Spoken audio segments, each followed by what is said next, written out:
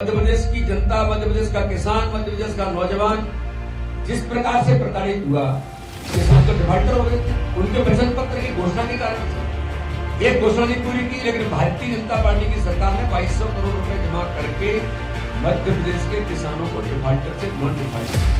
ये भारतीय जनता पार्टी की सरकार है, जो कहती है वो करती है। प्रधानमंत्री मोदी जी ने कहा और हम कहते हैं, इस देश के अंदर अगर विकास की और गरीबों के कल्याण की और हर वर्ग को सक्षम और सशक्त बनाने की गारंटी कोई है तो भारत के प्रधानमंत्री नरेंद्र मोदी जी।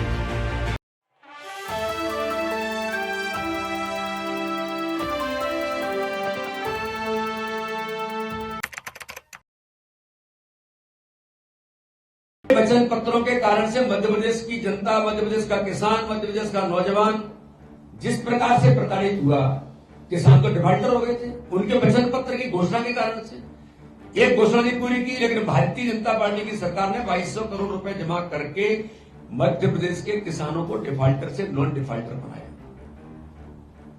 ये भारतीय जनता पार्टी की सरकार है, जो कहती है वो करती है। प्रधानमंत्री मोदी जी ने कहा और हम कहते हैं, इस देश के अंदर अगर विकास की और गरीबों के कल्याण की और हर वर्ग को सक्षम और सशक्त बनाने की गारंटी कोई है तो भारत के प्रधानमंत्री नरेंद्र मोदी जी है, जो जीवन के लोगों के आंखों में खुशी लाने का काम कर रहे हैं। इसलिए ये झूठी गारंटी वाले लोग, ये कोई वचन पत्र नहीं है, ये तो झूठे पत्र जारी करने का काम कांग्रेस ने किया है। हम जो कहेंगे वो करेंगे, चाहे लाडली बहना योजना हो।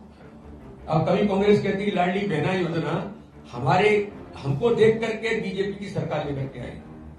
जब शिवराज सिंह चौहान जी की सरकार थी 2018 से पहले, सहरिया, भारिया और बेगा बहनों को 1000 रुपए उनके खाते में जाता था। ऐसी ट्राइब्स जो समाप्त हो रही हैं, उनको संरक्षित करने के लिए, उनकी बहनों को सशक्त बनाने के लिए उस समय दिया। कमलनाथ की सरकार ने बेगा, भारिया और सहरिया बहनों के भी 1000 रुपए बंद कर दिए थे। कहीं पूछी जरा।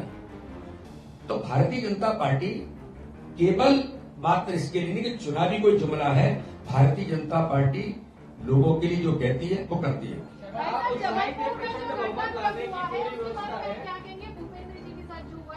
नहीं, भूपेंद्र जी के साथ ऐसा नहीं। देखिए, कार्यकर्ता वहां जब आते हैं, कोई समर्थक है, कुछ अब समर्थक सब कोई बड़े आइडेंटिफाइड कार्यकर्ता नहीं होते। कभी तेज आवाज में कुछ है। भूपेंद्र जी के साथ ऐसी कोई बात नहीं थी। भूपेंद्र जी ने सबको सुना। भूपेंद्र जी तो 1 घंटे बैठे उनके साथ। और कार्यकर्ता को सुनना हमारे नेतृत्व की पहचान है। कार्यकर्ता के मन में कोई गुबार है, वो बोलता है। मैंने कहा हमारे यहाँ व्यवस्था है, इसलिए ऐसी कोई बात नहीं है। फिर भी अगर इस प्रकार की कोई चीजें करने का प्रयास करता है तो भाजपा में एक अपनी व्यवस्था है। की बात कर रहे हैं तो आप कितनी सीट की उम्मीद करते हैं? अभी तक की सर्वाधिक सीटें जीते हैं। दिग्विजय सिंह कह रहे हैं कि 4 अलग-अलग एजेंसियों से सर्वे कराया था, 90% सीट हमारी जीतने वाली है। सरकार को बता वो तो हमेशा जीतते रहते हैं। झूठ बोलने में क्या जाता है? ख्याली पुलाव खाने में क्या जाता है? खाते रहिए। तो कांग्रेस और दिग्विजय सिंह और कमलनाथ दोनों आपस में क्या हो रहे हैं मुझे कहने की जरूरत है। आपने देखा है कांग्रेस के हालात अंदर क्या हो गए। चलो, बहुत बहुत धन्यवाद सबको। एक शुभकामना आपके ऊपर जो इल्जाम लगा रही है, इसके बारे में क्या कहेंगे? क्योंकि पार्टी ने वैसे उनको काफी कुछ दिया है पहले। मैं तो उस बैठक में भी नहीं था। बैठक में उनका टिकट वो लगा रही आरोप में उसके लिए। एक शुभकामना शर्मा जी, कांग्रेस में महिलाओं का प्रतिशत कम हुआ। भाजपा ने 28 महिलाओं को टिकट दिया, 12% कांग्रेस ने 30 महिलाओं को दिया। देखिए, भारतीय जनता पार्टी ने हमेशा ये प्रयास किया है और आगामी समय में और हम प्रयास करेंगे। पिछली बार भी लगभग 28 थे, अभी 2 सीटें बची हुई हैं, उनमें भी और भी कुछ हो सकता है।